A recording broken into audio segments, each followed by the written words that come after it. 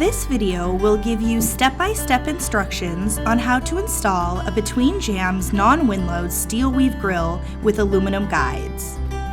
This installation video is only meant to help demonstrate the procedures described in the full installation and maintenance manual. It is not a substitute for it. Only trained door systems technicians should install or perform maintenance on doors. For electrical connections, only trained electrical technicians should perform these operations. As with any installation, there are critical steps that must be taken before the installation can begin. Review your materials. Make sure that you have all components. Review the installation instructions and drawings. If any components have been damaged, complete the freight damage form in the installation instructions.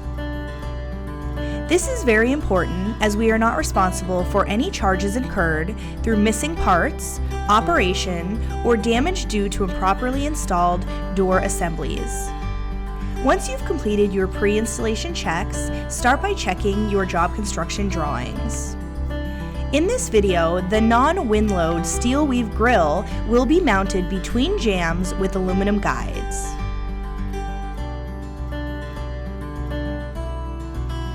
Between jamb guides must be mounted to a 3-inch by 3-inch tube. The tube can either be mounted directly to the jamb or to saddles. In this particular installation, we will be mounting to saddles. We are showing a countertop installation where we do not have a structure to mount to on the sides. This would apply to a bar or other internal applications. You will start by measuring the countertop to ensure that it is wide enough. Find the middle point and ensure that the job construction drawings match. Please note, if the measurements do not equal the dimensions on the job construction drawings, stop.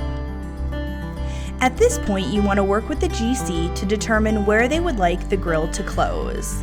Then make a mark at that location. Measure from the center line out to locate where to place the saddle. Then mark the hole locations using the saddle as a guide.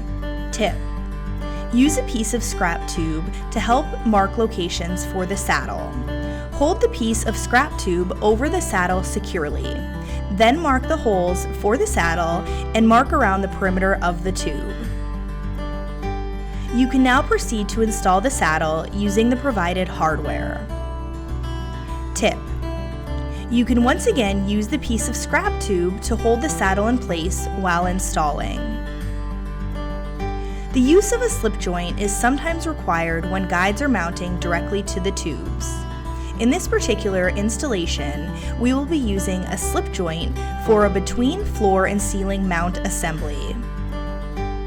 Refer to the job construction drawings to determine the correct mounting style.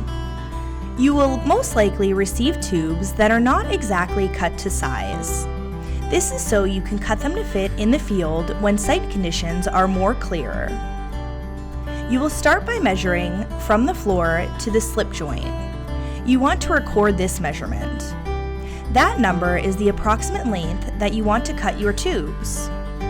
Please note that for this mounting style, you need to cut the tube short enough to be able to place in the opening, but ensuring that the slip joint has at least 5 inches of embedment into the tube. For this install, the floor to slip joint measurement is 4 foot 1 1/4 inch, and we will cut the tube to 4 feet. You can now cut the tubes to the calculated tube length. Be sure to cut the excess tubing from the top. Otherwise, you will cut off necessary mounting holes or notches. Please note that the tubes are marked right and left at the top, and it will be cut off when you are cutting the tube to size. We recommend making note of which tube is for the right and which tube is for the left to make it easier when it is time to install.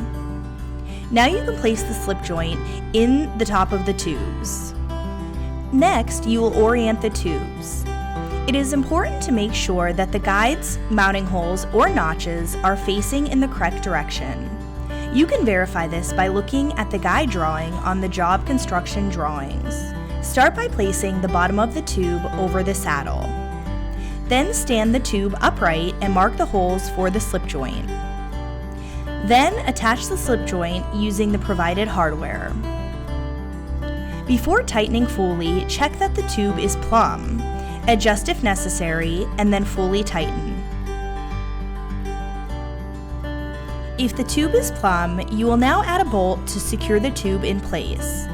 Please note that this is only for non-fire rated slip joint applications.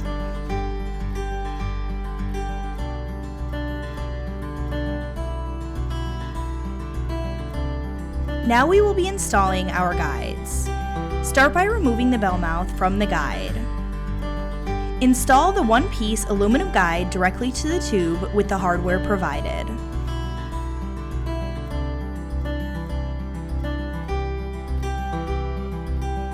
Next, determine the operator and non-operator brackets. Since an externally mounted MG operator is being used for this installation, the operator bracket will contain a bearing and holes to mount the operator. The non-operator bracket will have an adjuster clip angle only. Typically, the coil will come on a pallet. To view how to lift the coil with the pallet on, please view our SteelWeave pallet video. If you have removed the pallet, you will need to use straps to lift the coil as follows. Now we will be installing the coil assembly. Tip: we put the drive chain on the sprocket at this time. It avoids having to fish it through after the coil assembly is installed. Now you can slowly maneuver the coil assembly towards the guide and align the mounting holes of the brackets with those of the wall brackets. Insert the top bracket hardware first, with the carriage bolt head facing the center of the door, and hand tighten. Then ensure that the lower bracket hardware that was installed loosely earlier slides into the open slot on the wall bracket. Make sure that the carriage bolt head faces the center of the door and is flush with the inner face of the wall bracket. Next, we will place a level in the center of the barrel. The shaft must be level for proper operation. If the shaft is not level, loosen the bolts, reposition, and then retighten the bolts. Then recheck if it is level. Once level, fully tighten the mounting bolts.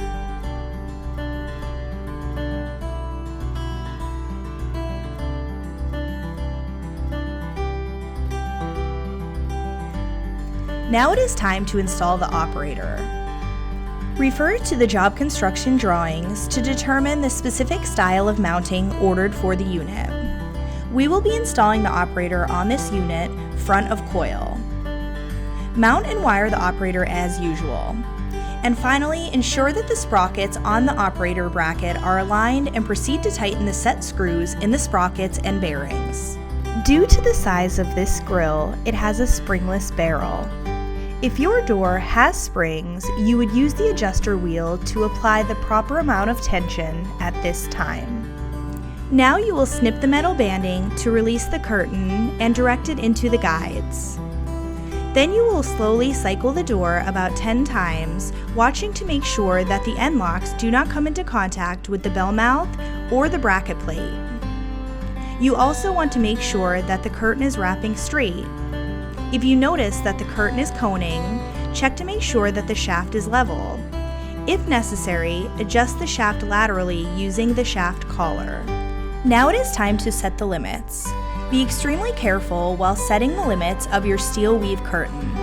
If you set the lower limit too low, you can cause permanent damage to the curtain, which could require replacement. Start by setting the upper limit to the desired height. Please note that the wall brackets have integrated stoppers to act as guides for the upper limit, but should not be used to stop the bottom bar. Next, raise the curtain up to 3 inches below the desired height and slowly adjust the limits one click at a time until the upper limit is reached. Now you must lower the curtain to approximately 3 inches above the floor or the desired closed position. Slowly adjust the limits one click at a time until the lower limit is reached. The limits of your curtain are now set. Thank you for watching our step-by-step instructions on how to install a between Jambs SteelWeave grill with aluminum guides.